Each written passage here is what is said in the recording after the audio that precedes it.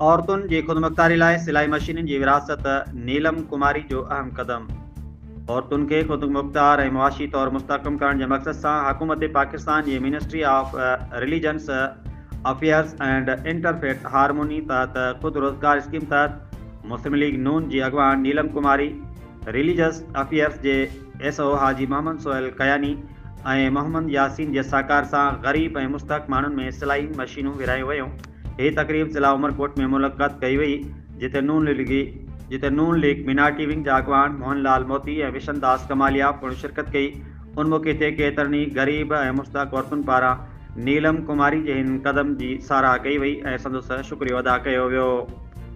औरतुनि जी ख़ुदमुख़्तारी लाइ हीउ क़दम न रुॻो उन्हनि खे इक़्तिसादी सहारो फ़राहम करे थो, पर समाजी तौर ते बि उन्हनि जी हैसियत खे मज़बूत करे थो। असां पिणु नीलम कुमारी जे हिन इंसानी दोस्त क़दम जी वाखाण कयूं था। उमेद रखूं था त अहिड़ा क़दम ॿिया इलाइक़नि में बि खयां वेंदा।